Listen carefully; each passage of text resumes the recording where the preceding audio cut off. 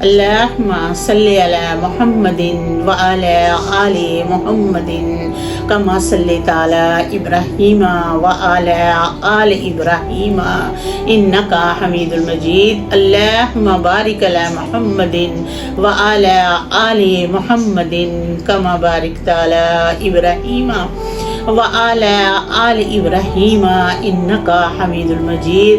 اعوذ باللہ من الشیطان الرجیم، بسم اللہ الرحمن الرحیم۔ میں آج آپ کو نماز کی فضیلت بیان کرتی ہوں۔ اسلام کا دوسرا ستون نماز ہے۔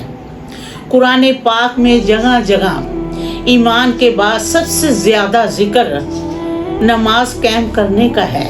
نماز بندے کو اپنے رب کے اتنا نزدیک کر دیتی ہے کہ اتنی قربت کسی بھی دوسرے عمل کے ذریعے اور کسی بھی دوسری حالت میں حاصل نہیں ہو سکتی۔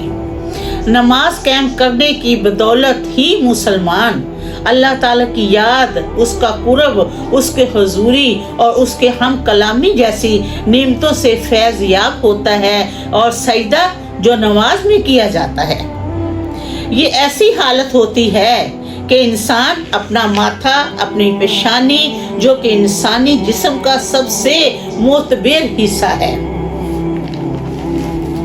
اللہ تعالیٰ کے حضور اپنا ماتھا، پیشانی زمین زیر پر لگا دیتا ہے۔ اپنی پیشانی کو زمین پر کیوں لگاتا ہے انسان؟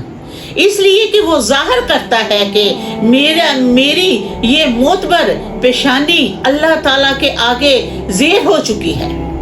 یہ میرے رب کا حکم تھا کہ اپنی پیشانی کو سجدے میں زمین پر لگاؤں۔ یا اللہ، میں نے تیرے حکم کی تعمیل کی، میں اکڑا نہیں، میں اترایا نہیں، میں نے اپنے جسم کا معتبر حصہ تیرے حکم کی خاطر جھکا دیا۔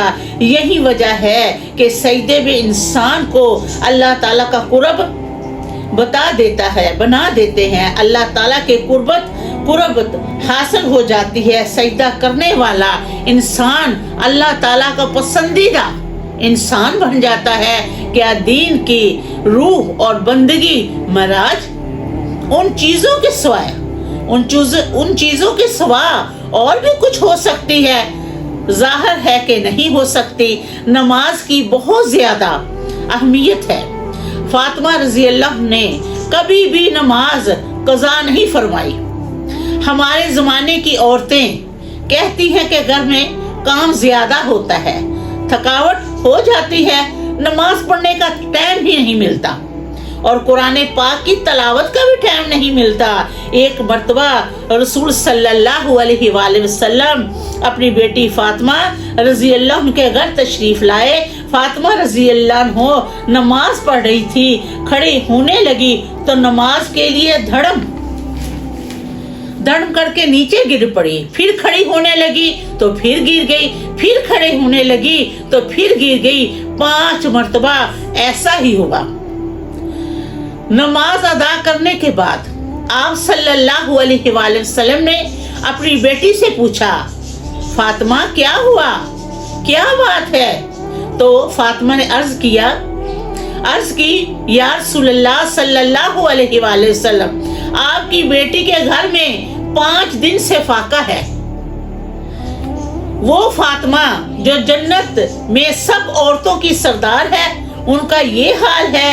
اپنی بہنوں، اپنی بیٹیوں کو فاطمہ رضی اللہ عنہ کے قصے سنایا کرو تاکہ ان کا نماز میں یقین پیدا ہو جائے۔ آمین ثم آمین۔